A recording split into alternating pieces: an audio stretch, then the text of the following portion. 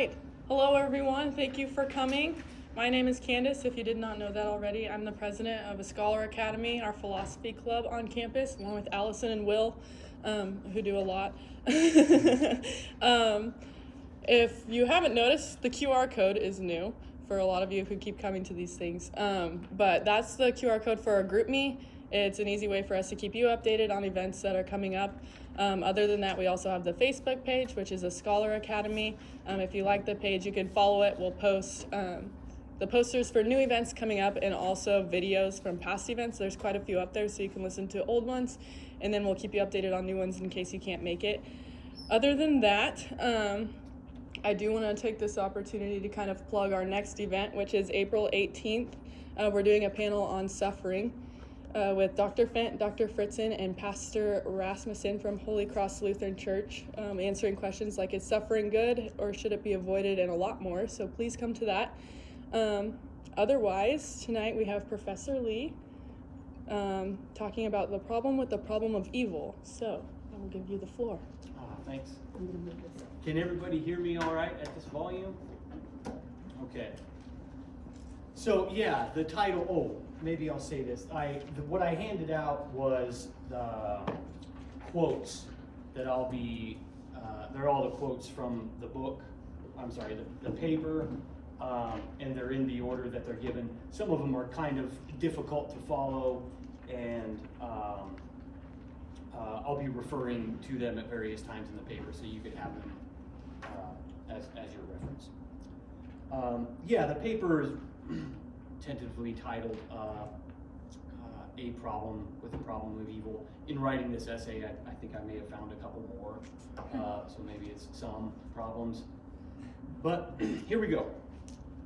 In contemporary philosophy of language, there is what's known as the problem of evil. The problem is often introduced in the following way. Quote, and this is the first quote on your page. Can God, whom we deem to be all-knowing, all-powerful, and wholly good, be justified in permitting the evil which permeates our world? This question is not new. In 1779, in his dialogues concerning natural religion, David Hume has one of his characters, Philo, ask it in this way. Is God willing to prevent evil, but not able? Well, then he is impotent. Is he able but not willing? Then he is malevolent. Is he both able and willing? Whence then is evil? And as Philo tells us, he inherited the problem from Epicurus, writing in the 3rd century BC. The problem is also not confined to the coteries of academic philosophy. A simple YouTube search can attest to its current appeal. But more importantly, the question can be found discussed and played out in some of our greatest works of literature, from the Book of Job to Cormac McCarthy's The Sunset Limited.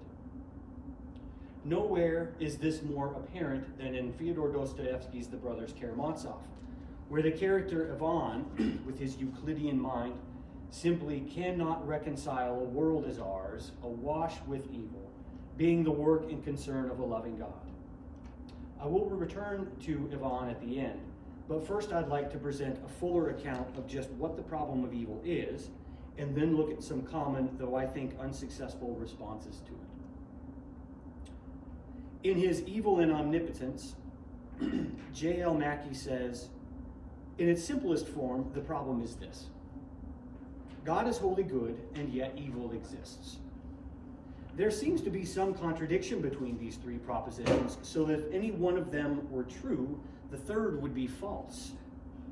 But at the same time, all three are essential parts of most theological positions. The theologian, it seems, at once must adhere and cannot consistently adhere to them all. But why are these three propositions, God is omnipotent, God is wholly good, evil exists, necessarily inconsistent? According to Mackie, it's because good is opposed to evil in such a way that a good thing always eliminates evil as far as it can, and that there are no limits to what an omnipotent thing can do. From these, it follows that a good omnipotent thing eliminates evil completely, and then the propositions that a good omnipotent thing exists and that evil exists are incompatible. From this, Mackie deduces that insofar as we consider evil to exist, God is not, indeed cannot be, both omnipotent and wholly good. And if one wanted to claim that evil is somehow a necessary condition for good, Mackey says the following. If God has made men such that in their free choices they sometimes prefer what is good and sometimes what is evil, why could he not have made men such that they always freely choose the good? If there is no logical impossibility in a man's freely choosing the good on one or on several occasions, there cannot be a logical impossibility in his freely choosing the good on every occasion. God was not then faced with a choice between making innocent automata and making beings who, in acting freely, would sometimes go wrong. There was open to him the obviously better possibility of making beings who would act freely but always go right. Clearly, his failure to avail himself of this possibility is inconsistent with his being both omnipotent and wholly good. I will be dealing with the specifics of Mackey's argument below. But first, I'd like to present one more slightly different rendition of the problem of evil. Because Mackey's argument relies heavily on the definitions he gives of the concepts omnipotence, good, and evil, his argument is often called the logical problem of evil. There is a slightly different form of the argument called the evidential problem of evil. William Rowe presents the argument as follows. 1. There exist instances of intense suffering which an omnipotent, omniscient being could have prevented without thereby losing some greater good or permitting some evil equally bad worse. Premise 2. An omniscient, wholly good being would prevent the occurrence of any intense suffering it could, unless it could not do so without thereby losing some greater good or permitting some evil equally bad or worse. The conclusion is, there does not exist an omnipotent, omniscient, wholly good being. Because, like Mackey, Rowe thinks that most, if not all, would accept the second premise, the argument turns on the acceptance of the first. Rowe thinks there is ample evidence to demonstrate this, hence the reason he calls it the evidential problem of evil. As part of this evidence, he tells the story of a baby deer being terribly burned in a forest fire and lying in agony for several days before dying. Quote, an omnipotent, omniscient being could have easily prevented the fawn from being horribly burned, or, given the burning, could have spared the fawn the intense suffering by quickly ending its life, rather than allowing the fawn to lie in terrible agony for several days. Since the fawn's intense suffering was preventable and, so far as we can see, pointless, doesn't it appear that premise 1 of the argument is true? What would need to be shown then in order to avoid Rowe's conclusion that there does not exist an omnipotent, omniscient, wholly good being, or Mackey's conclusion that religious belief is logically inconsistent, is that this deer's suffering, indeed all suffering, is justified in some way. That is allowed by God, because without it, there would be either a loss of some greater good or a permitting of some greater evil. That's the problem of evil. Here are some attempted solutions. Attempting to show this, that is, attempting to provide a justification for the evil and suffering in the world, is what philosophers call a theodicy, a vindication of God's ways with the world in light of arguments like those from Mackey and Rowe. One common justification for God allowing evil, this is one under theodicies, is that if God wanted to create any goods whatsoever, it would be logically impossible for him to do otherwise, because any good gets its sense from its contrast with an evil.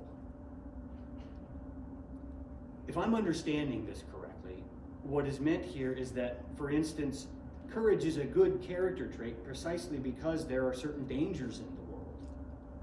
Courage, as a good character trait, makes sense only within a context in which there are actual dangers and ways of going right and wrong in confronting them. The same could be said of other goods, like generosity. The concept of generosity makes sense only within a context in which there are some who are lacking what they need. as it is to them that generosity is shown. This actually strikes me as spot on, but it's precisely because it's right that it can't be a justification. What I mean by this is that the point being made here is one concerning the distinction between sense and nonsense. A courageous person who faces no real danger, or a generous person who never gives to those in need, is an oxymoron, for sure. With this, we are in agreement.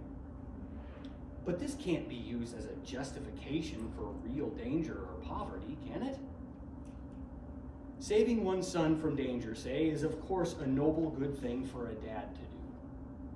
And for me to be this savior, my son would have to be in some kind of real danger. This is the logical grammatical point on which we agree. But this in no way justifies me building a cage, filling it with wolves, and throwing my son in, putting him in the real danger he'd have to be in for me to save him. Indeed, in this scenario, I'm the real danger. So the point that any good gets its sense from its contrast with some evil makes sense as a kind of logical rule, or what Ludwig Wittgenstein calls a grammatical remark. A reminder to help prevent us from unwittingly speaking nonsense. But as a justification, it fails in exactly the same way as I would if I were to throw my boy in with the wolves in order to be his savior. Well, what if one was to say, this is the second one, freedom of the will entails the ability to choose between good and evil. Freedom of the will is an undeniable good. It is better for us to have it than not to have it. Therefore, a world containing freedom of the will must be a world that contains some evil. End quote.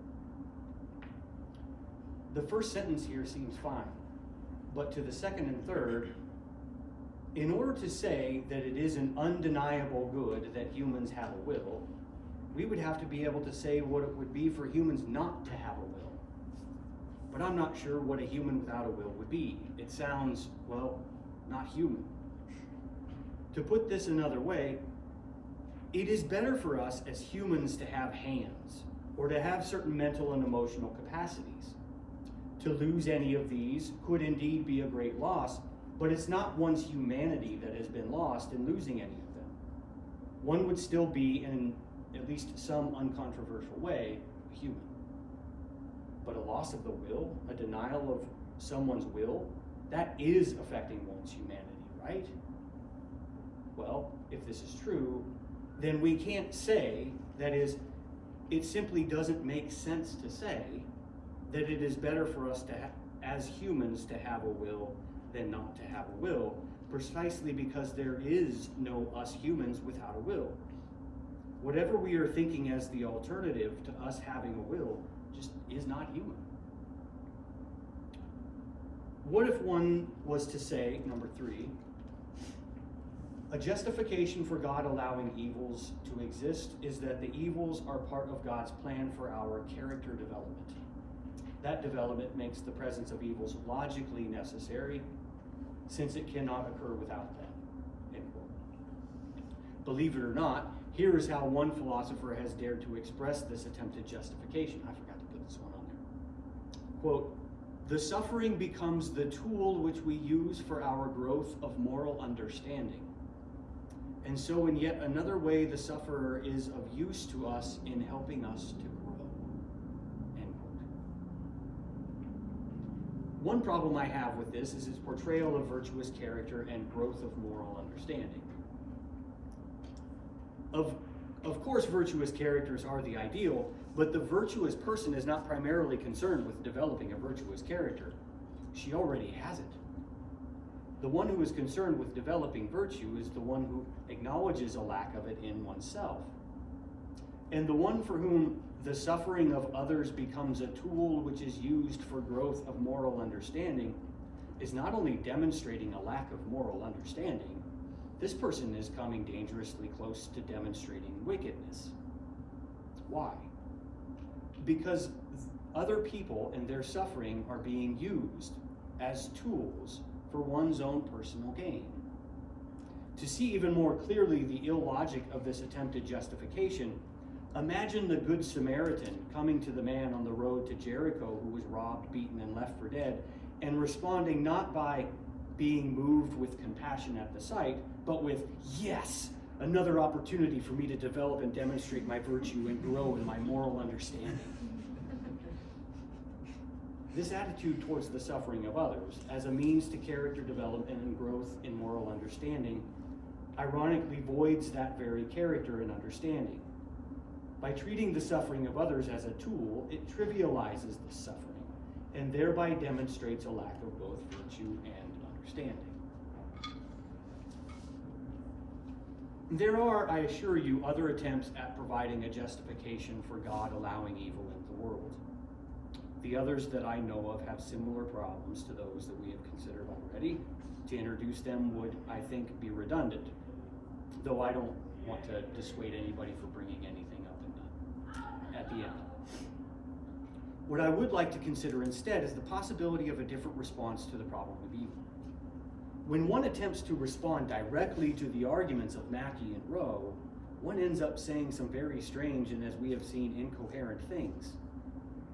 So I don't want to provide my own justification for the allowance of evil, but to pause for a moment in order to reflect upon what the supposed task of the theodicist is. To justify evil? Apologizing for evil, punishing evil, denying one has done evil. These all are intelligible responses.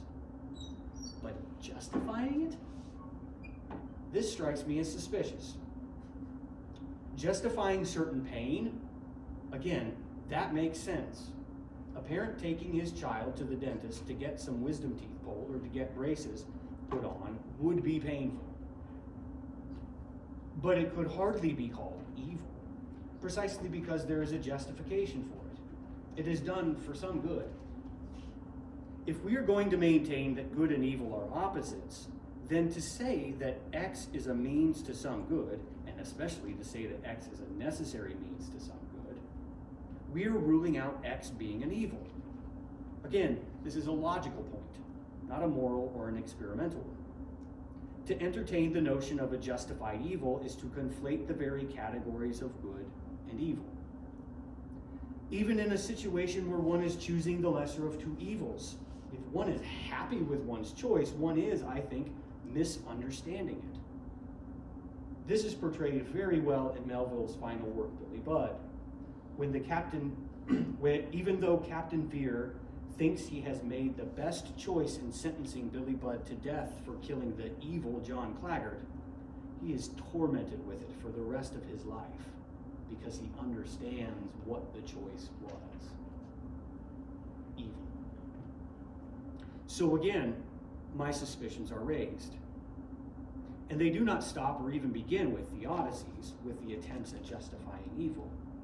They begin with the very framing of the issue by Hume, Mackey, Rowe, and the like, which the theodicists, I think, wrongly accept.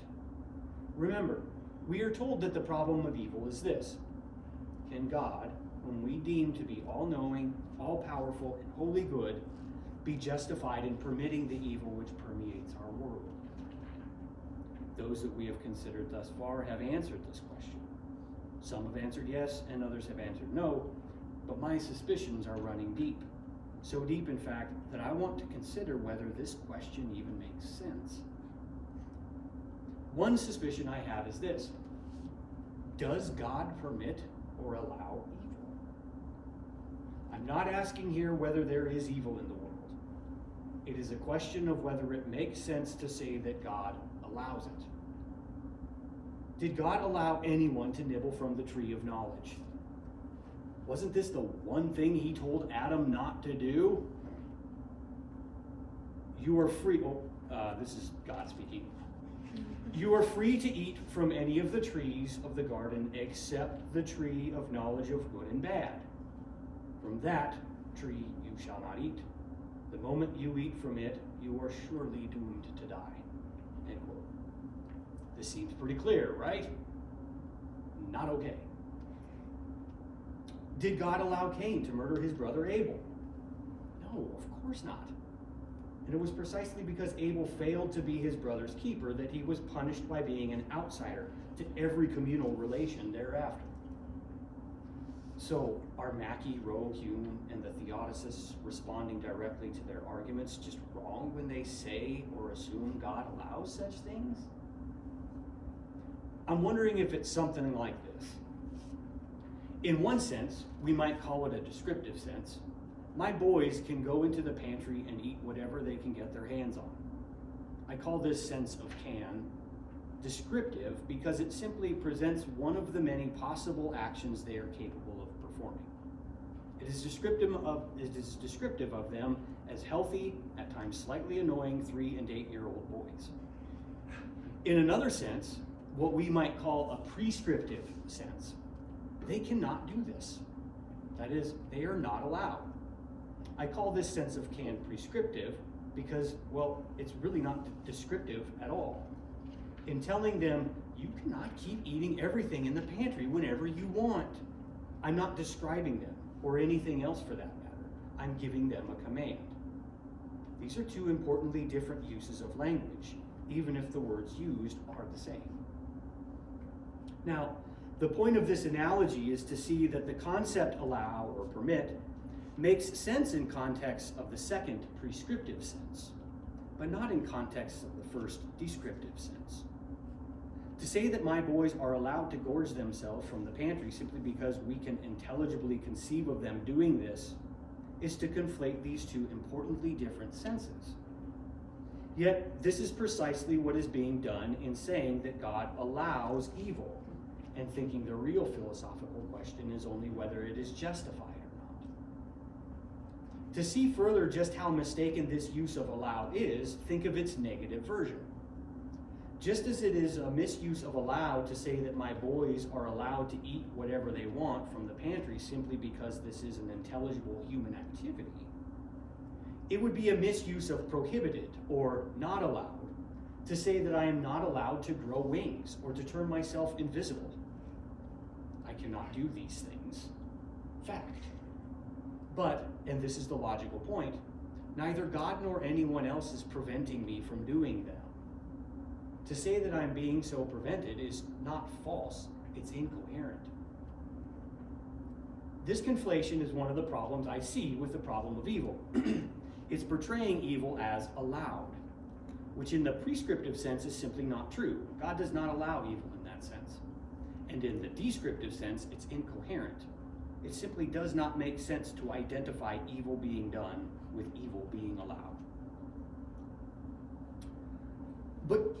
But can't it still be said, if evil is not allowed by God, then why isn't there more of an effort on God's part to put a stop to some of it? And isn't this what Mackey is after when he asks, quote, why could God not have made men such that they always freely choose the good? And what Rowe is demanding when he says that God could have easily prevented the intense suffering of the fawn. I'll start with Mackey. His argument is that, quote, if there is no logical impossibility in the man's freely choosing the good on one or on several occasions, there cannot be a logical impossibility in his freely choosing the good on every occasion. Okay, this seems fine. I don't see a problem with the claim that we can conceive of someone freely choosing the good on every occasion. The person is certainly not me, but he or she is logically possible. However, that's not all Mackey is claiming. He's claiming that because we can imagine someone freely choosing the good on every occasion, therefore God could have made such beings. But if God is making them such that they always freely choose, in what sense is their choice free? What is puzzling me about Mackey's alternative creation story is that it consists in beings who are, one, made to choose the good, and two, are still somehow choosing freely. Does that sound strange to you? Imagine someone saying, I will make her freely choose. As a claim, this is simply oxymoronic. Imagining someone always choosing the good is not a logical impossibility, but the notion of ensuring the outcome of free action is a logical contradiction. As a declaration of someone seeking to get another to do what he wants at all costs, I will make her choose, is at least intelligible. But isn't it then inconsistent with goodness?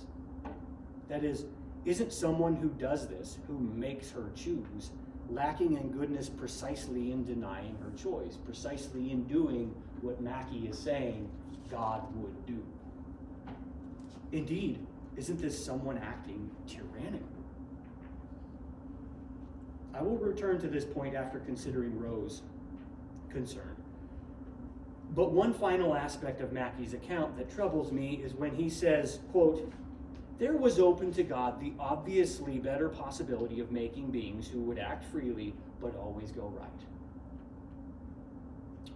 What are the conditions for ensuring that these beings will always go right?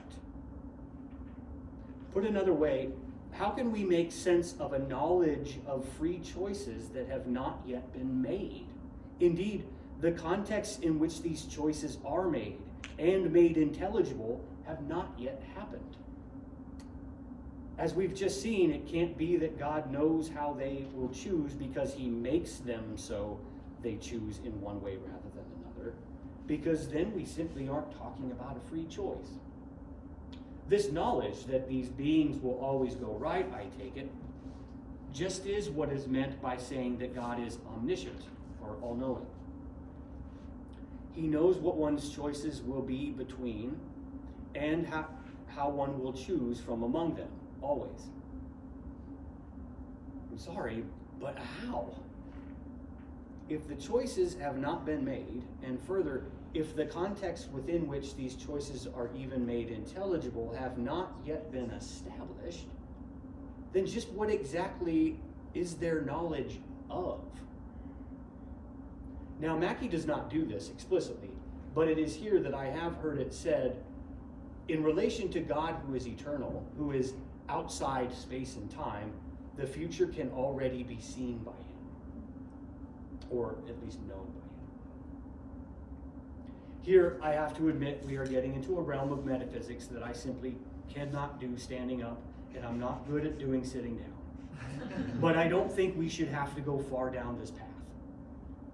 Because what this use of the word omniscience entails is taking outside space and time to indicate some place where God is, and thinking of the future as, in some sense, there to be viewed or known, that is, as past. If this is along the lines of how Mackie is thinking of it, then his alternative is, again, not an obviously better possibility at all, because it's not obvious that it is an intelligible possibility. Here one might say, though I don't think Mackie would, well, God makes sense of this kind of knowledge, and he even has it. And that's that. I will not argue with this.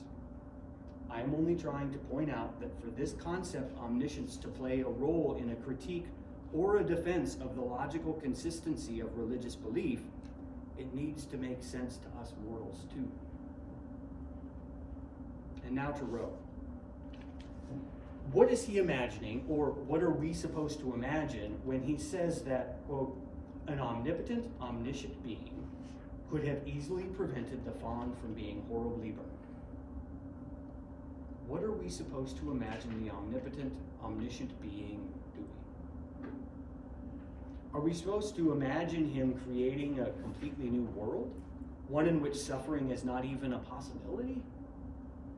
Is this lack of suffering coming about because even though there are forests, there are no forest fires? If so, doesn't that involve the forests and a whole lot else being importantly different than they actually are? Or is it the fawn that is different, is somehow impervious to fire, and all other forms of suffering, and all other animals too? I don't know. The point here is that when we think of some easy change, it involves us in a whole host of other changes. Changes that have a whole host of possibilities that render Rowe's suggestion of an easy alternative as, at best, entirely unclear. Any change Rowe could have in mind would not be a change in a vacuum. It would be a change to actual organisms, which in turn just would affect other organisms and ecosystems. And now add to this that the change we are considering is that of eliminating most, if not all, suffering in the world. Is suffering really like an ingredient in a soup recipe? And can this ingredient be moved while retaining enough of everything else such that we are still prepared to call it a world? The same world? My point is that Roe fails to even ask this question, let alone demonstrate that it is easily answered. Perhaps we are supposed to think of this easy prevention not as a creation of an entirely new world, but taking the form of this omnipotent, omniscient being intervening in this world. But is this any easier?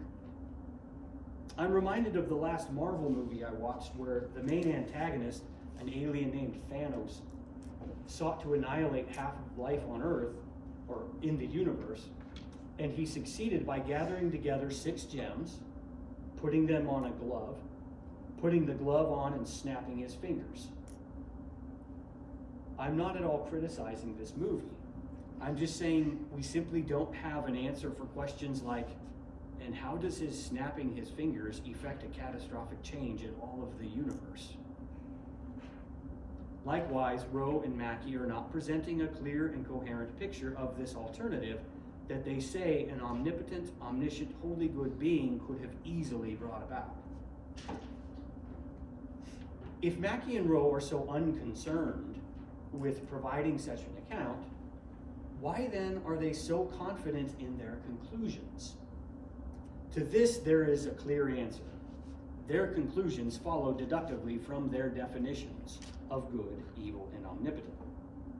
This is especially clear in Mackey, who admits that the problem of evil does not arise unless one accepts the quasi-logical rules, that good is opposed to evil in such a way that a good thing always eliminates evil as far as it can, and that there are no limits to what an omnipotent thing can do. But let's consider a specific conception of God, or at least one that is more specified than has been considered thus far. Not in order to accept it or reject it, but in order to consider it in relation to the quasi-logical rules that give rise to the problem of evil. What if, say, one thought that God is love? That love is not just some add-on to God's goodness and power, but that love is essential to his nature, and therefore essential to his being good and omnipotent. And that the most important command from this God is to love him and love one's neighbor. Or, in loving one's neighbor, one is loving him. Already, I think it's quite clear that we need not accept and should not expect this God manifesting himself as a swift and massive eliminator of evil who is at every turn enforcing his will. Indeed, there's no reason to assume that this God would manifest his goodness and power in force at all. The point here is not to say that God is some pacifist in relation to evil. The point is that reducing the distinction between good and evil to purely quantitative terms, quantities of power without specifying what kinds of power we are talking about, fails to account for the actual battle between good and evil that is going on in this specific God story. That is, it's not that this God simply has more power than his evil adversaries.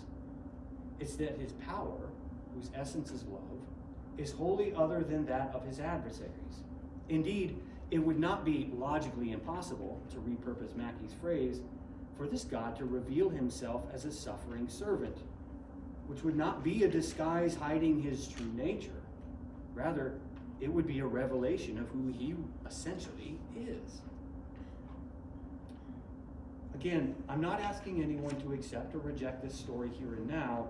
I just want to consider it in relation to the definitions from which the problem of evil arises. How does this God fare in relation to those terms of goodness and power? It strikes me that this God would not make the cut. He is not opposing evil with enough force, neither swiftly nor massively enough. He's too weak. Okay? This has been said before. For instance, quote, "The people stood by and watched. The rulers, meanwhile, sneered at him and said, 'He saved others, let him save himself if he is the chosen one, the Messiah of God.' Even the soldiers jeered at him. As they approached to offer him wine, they called out, 'If you were the king of the Jews, save yourself.' Now one of the criminals hanging there reviled Jesus, saying, 'Are you not the Messiah? Save yourself and us.'" And look at what has happened when we consider not merely what can be deduced from abstract definitions, but when we consider what some have actually believed about God. What started out as an open-shut case demonstrating the logical inconsistency of religious belief has turned out to really only make sense as an accusation of weakness. An accusation that sticks only if we demand that God reveal himself in accordance with Mackey's definitions. What I've tried to do is present the problem of evil in such a way that it allows us to see that the seemingly straightforward sentence that initiates the problem, "Can God be justified in allowing evil?" is fraught with conceptual unclarity and confusion, and therefore a proper response to it is not, "Yes, he can," or "No, he cannot," but "What?" I have also tried to show that accepting it as straightforward and accepting all the metaphysical baggage that it implies in order to answer it directly, and thereby seeking to overmatch someone in a battle of the wits, simply inherits the confusion, and more concerningly, runs the risk of backfiring. It does this by trivializing the suffering of others, by reducing that suffering to a means, an instrument, a tool for some other, even if grand, purpose. If we accept this characterization of suffering, then what we have done with the sentence that initiates the problem of evil, if we accept this characterization of suffering, then like what we have done with the sentence that initiates the problem of evil, we run the risk of not responding to it, to evil, in the right ways. One form that this failed response takes is perfectly portrayed in Dostoevsky's The Brothers Karamazov. Ivan Karamazov, the intellectually gifted brother of Alyosha, a novice monk of the Russian Orthodox faith, is laying out his case for why he, quote, "will not accept this world of God's." He simply cannot accept this world with all of its suffering. Indeed, the suffering of one child is too high a price for Ivan's devotion. Quote, "Who could allow such atrocities?" Yet Ivan's case, which is laid out in the chapter titled Rebellion, begins like this. Quote, "I must make one confession," Ivan began. "I can never understand how one can love one's neighbor. It's just one's neighbors, to my mind, that one can't love, though one might love those at a distance. One can love one's neighbors in the abstract, or even at a distance, but at close quarters, it's almost impossible." Ivan even gives an example of what he admits he is not able to do. Quote, "I once read somewhere of John the Merciful, a saint, that when a hungry, frozen beggar came to him, he took him into his bed, held him in his arms, and began breathing into his mouth, which was putrid and loathsome from some awful disease."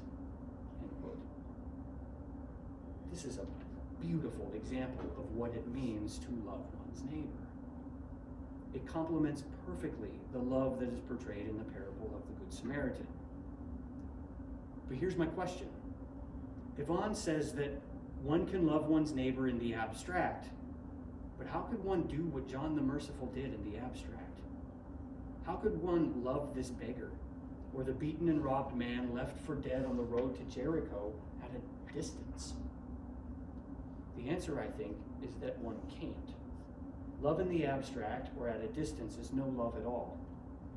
What we see then is that to rebel against God is not to shake one's fist at the heavens crying out, "Why?" or "How dare you?" but to fail to love one's neighbor up close. This is what Ivan confesses he can't do. which means that he is guilty of the very thing of which he is accusing God. Put another way, Yvonne is right to be appalled by the evil atrocities he recounts. But to the question of who allows such things, he must point to himself, who is remaining in the abstract, choosing to remain at a distance. Dostoevsky portrays so well that Yvonne's problem is not a problem of the intellect. It's a problem of the will, of failing to love one's neighbor and finding one's joy in such a life. This, I take it, is the real problem of evil. It's not just Yvonne's, it's my problem too. Thanks.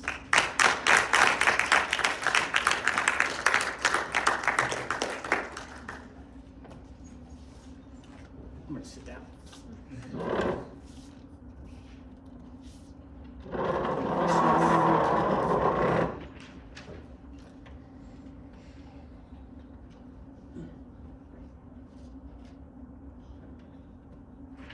Covered it, huh? Or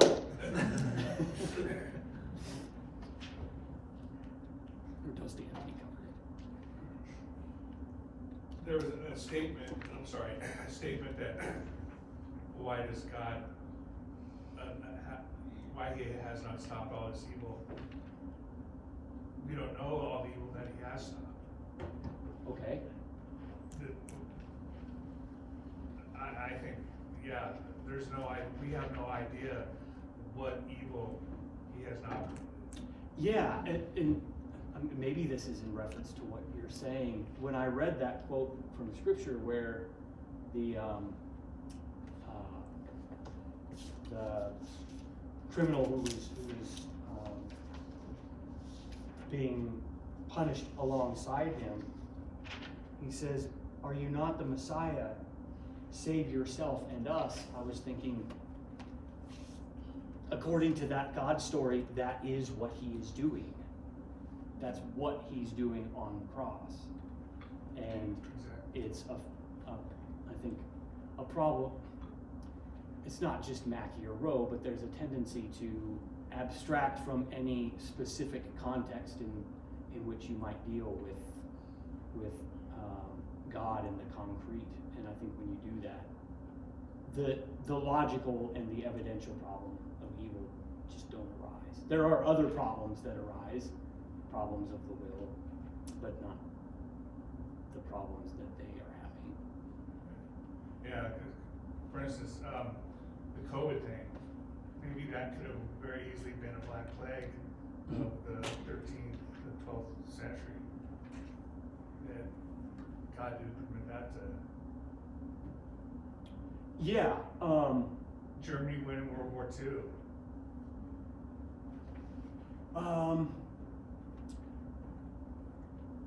Yeah, so how might we, that sounds somewhat similar to one common theodicy in response to the problem of evil, and it tends to try and provide a cause-effect relationship for everything that happens. In any instance in which we might see some evil being perpetrated or suffering happening, we want to introduce some cause of it. I think that is problematic.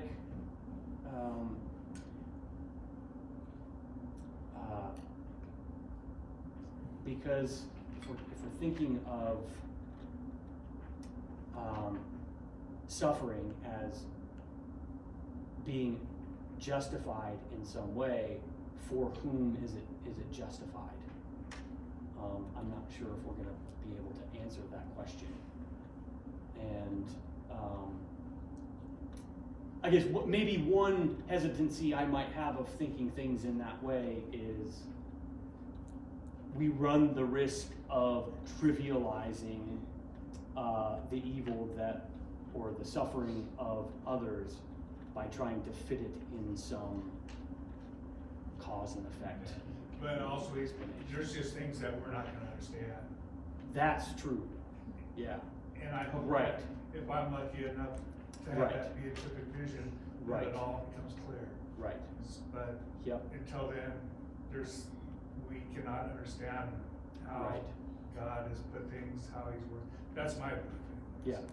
That's how I try to rectify. But there's always gonna be evil. That comes with the fall. And us having free will. That's what I believe anyways. You were gonna say something, Frank. Oh, I was gonna ask you, we had a conversation, oh, it's been a while back, but you had put me on to someone that I looked up, and it's, I believe it's a woman, her name is it Simone? Simone Weil? Bay? Yeah. Yes. So I read a little bit, her concepts and just some of her writings about this. I wanted to ask you about this. So, kind of like my take on reading some about her was that she had this concept of creation, not that evil enters into it, but that creation entails evil. Hmm. That it's to be created at all, something must Okay. be other than God. Okay. So I think I see something what that you're is saying. created by God is not God, and then is like by definition not holy, like God is holy. Hmm. So there's this idea that, and this is what I'm kind of curious what you think about it, is that creation itself entails evil in some, maybe just some way of thinking. I'm very unclear on it, and I just was curious what you thought. Yeah, I don't remember her saying specifically that, but tell me if this is what you're alluding to. And I'm not gonna get it exactly right either, I wouldn't think, but she does say that the passion is a perfect analog for creation. And what she means by that is that God creating in the beginning wasn't a work of force at all. It was a sacrifice, just like what was done on the cross. And so it's God sacrificing himself, making room, actually doing the opposite of imposing his will, and that's how that's how we came to be. So it's not an act of enforcement, even less of force like acceleration and mass. It's a kind of it's a sacrifice of herself. I think she says something along the lines of the set containing God is bigger than the set containing God in all creation. Because he's had to make room, sacrifice of himself in order to make room for us. Is that? Yeah, that helps, I think, what I was Yeah. getting at. Yeah, she's great. So with the seventh quote here about the lamb being burned, it seems like Right. Roe is conflating suffering and evil. So am I right in saying that the lamb didn't have any evil enacted on it? Because by what you said at the end, let's substitute the lamb for a child. The child got burned by the forest fire. Nobody didn't love their neighbor, which led to the child being burned. Right. So that's not an evil act, it's just suffering. Yeah, I think I would agree with you. You could get could be a little bit loose with evil, maybe a natural evil, and that's just what's meant by the word suffering. I think you would still have a question of why is this a part of the story at all, whether we call it evil or not. And that's, I think, kind of what I'm responding to there.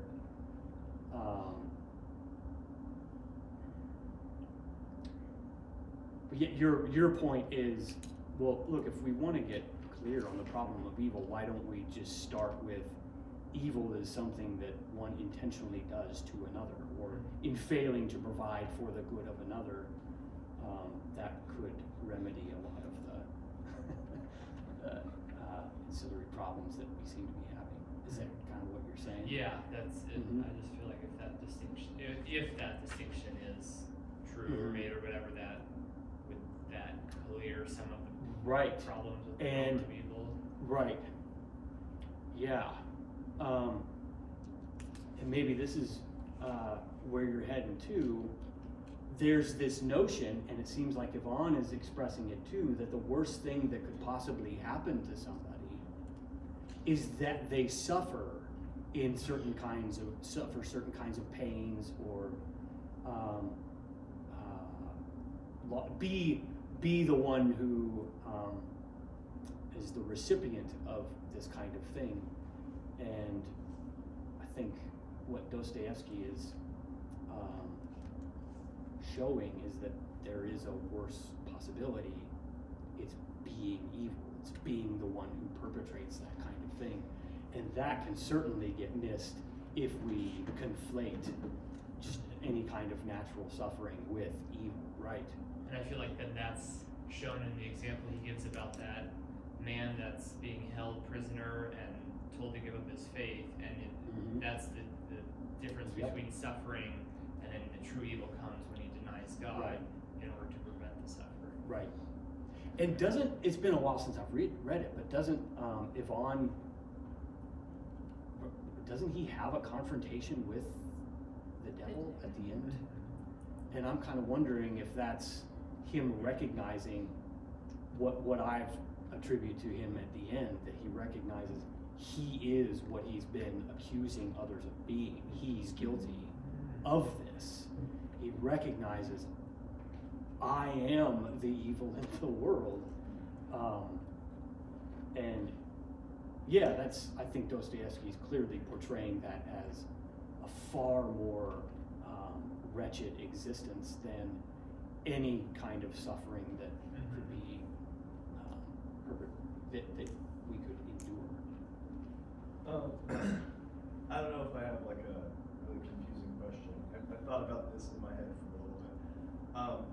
So can Thomas Aquinas' natural theology, does that agree with the statement that, or the question, does it make sense to say that God allows evil, or can it answer that question of whether or not it makes sense to say that God allows evil? Just doing natural theology alone. I'm definitely the wrong one to ask of how what I have said directly relates to Thomas Aquinas. I haven't recognized anything in what he says that requires us to go down this route of trying to provide any justification for evil. And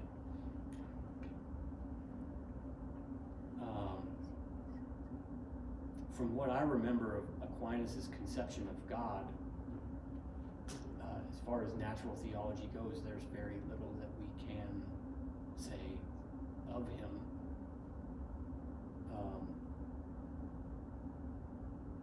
And I don't think that his, or any of the medievals that I'm familiar with, any of their conception of God's power portrays it in terms of some kind of force. From what I've read, they correctly recognize that in that story, which I said I'm not asking you to accept or reject, it's a part of God's essence or love is a part of God's essence. And so I think they're always, from what I know, keeping that in clear view. So, Yeah, I mean, long story short, I'm sorry, I don't know. well, that's okay. I guess, and also my question is more banging towards could presupposing that God exists, well, not presupposing that God exists, but finding out that God exists through reason alone, is that compatible with understanding understanding, whether or not it makes sense to say that God allows evil, or is God, through that intrinsically evil, not voluntarily revealing himself to you, like just booming out of the sky and saying, I exist, believe in me. No, you have to figure that out on your own. So, interesting thought exercise. Okay, yeah, But- I may have lost where you were going there, but,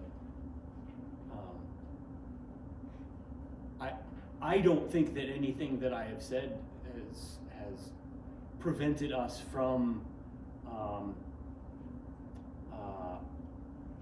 understanding the story that you would find in Scripture. Indeed, I think one of my criticisms of those who are articulating the problem of evil and those who are seeking to address it directly fail to go to any concrete story that portrays God in any way. They have these working definitions of good, evil, omnipotence, and they figure out what follows from them. They don't even address the question of whether this conception, this philosophical abstract conception that they have of God, fits with anything that anybody actually believes. And that's actually one of the things I'm calling them to do. So yeah, I think that is the right move. But as far as whether I don't think I know of anywhere where Aquinas is providing a justification of evil. I could be wrong about that. Okay.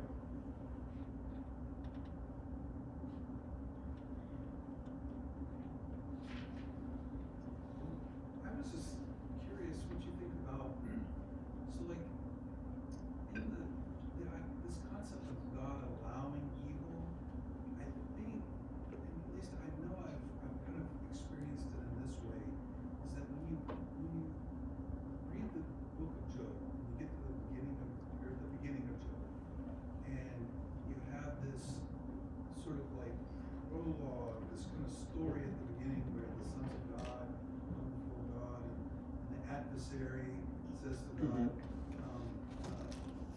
or comes to God. God actually says to the adversary, "Have you considered my servant Job?" And then he comes back to God, says, "Okay, I'm gonna let you do these things to Job," and then he comes back to him again later, and God says, "Well, I'm gonna let you do these things, but you can't touch his life. You can't take his life." So in that story, it seems like God is like Satan has come to God, or the adversary has come to God and says, "Well, Job, he only loves you because you blessed him," and then.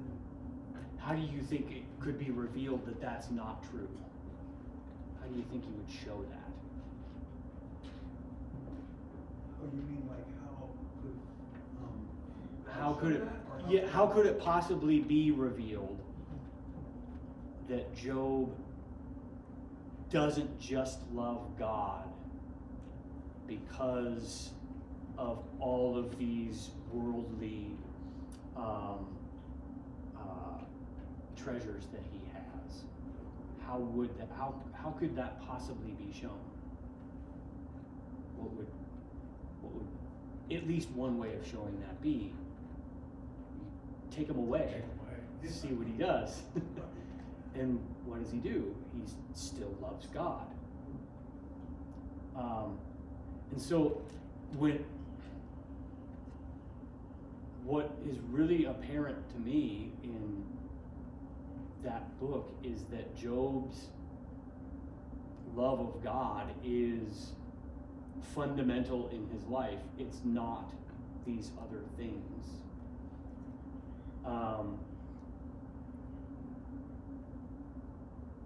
And he is portraying the life of, and this I think goes back to what you were saying, Will, he's portraying the life that is lived according to, it would be far worse for me to abandon my faith and love of God. That would be far worse than anything that is possibly being done to me. And that's what's being portrayed. I guess I don't see that book as actually I just don't see that book as lending any credence to us needing to provide any justification for evil. I think it's portraying a kind of life that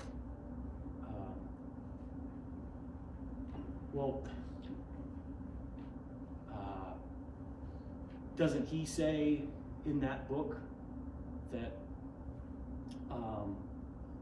I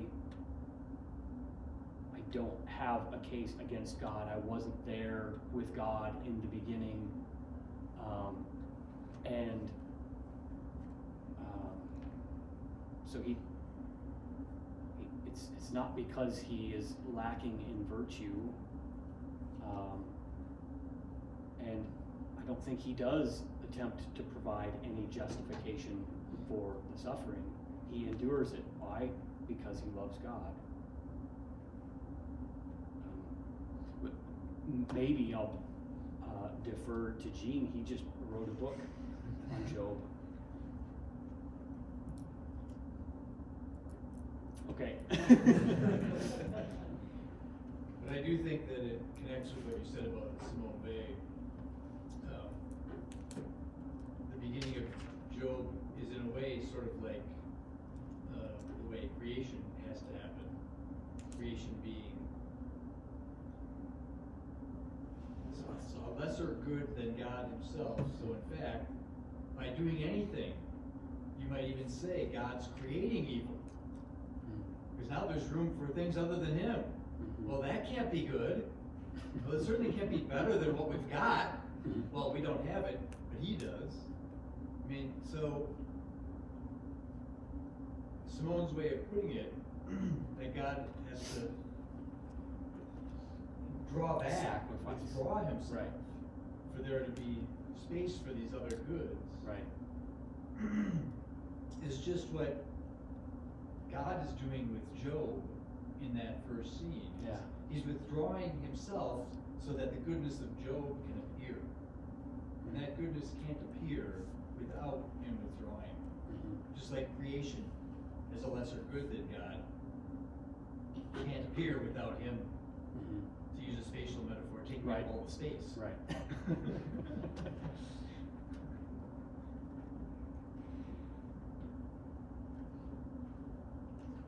And that could also be brought forth, that's why God steps back and allows evil. It's another test. I mean, there's tests, Abraham, he was tested, to show how committed, how much love we have for him. It's the justification for evil could be said that God draws back, allows evil. It's a test on us that our love will grow, that we stay steadfast in our commitment towards him. There's going to be suffering, and there's redemptive suffering. So that's kind of how I like to see it or explain it. But like I said, I can't know, and as much as I want to know what the hell's going on, I'm just never going to understand God's ways. But I trust it, or I do my best. I don't always agree, but I trust.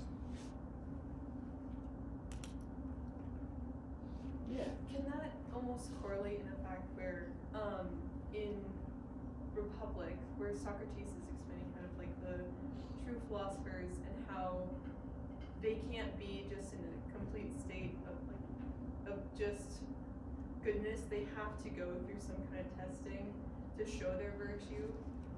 So that kind of is like they have to be shown some sort of suffering or some kind of evil to show that they can get through that. So could that be like a justification for evil? Are you talking about like where Socrates and Glaucon agree that those who have made it out of the cave can't just remain outside of it? that they have to go Kind- back down yeah. in order to bring others out. Where it just, they have to be shown Mhm. some kind of suffering in order to. Yeah, and I think that what's being portrayed there is a kind of sacrifice.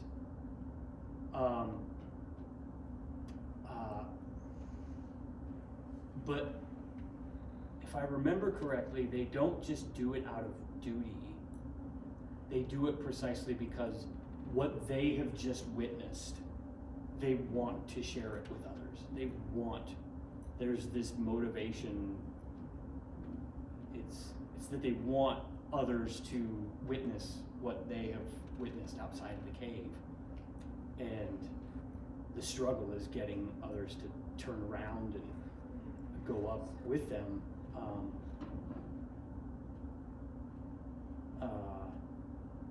So yeah, it is a suffering and it is a sacrifice, but it's also freely chosen and something that they find joy in.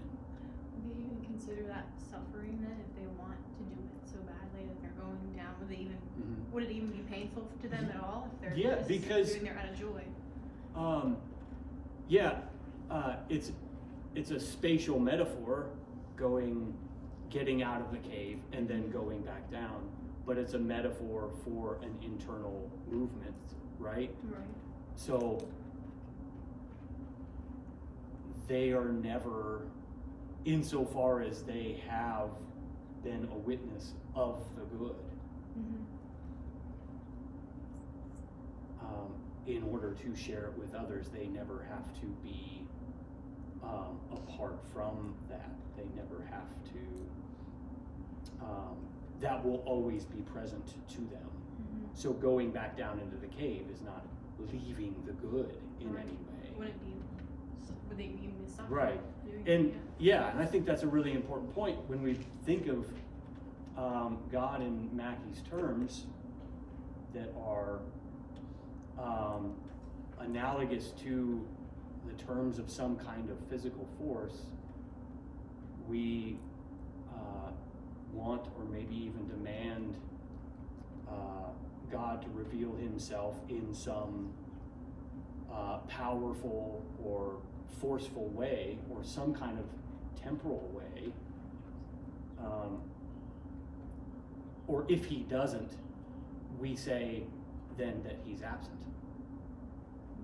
But if we don't succumb to having to think of God in Mackey's terms, God not being physically present is not in any way an indication that God is absent.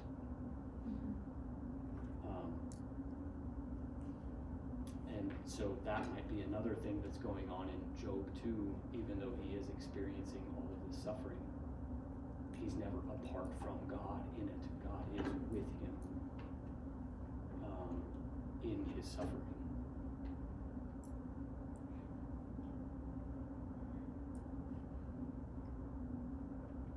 Yeah, it makes room for a kind of spiritual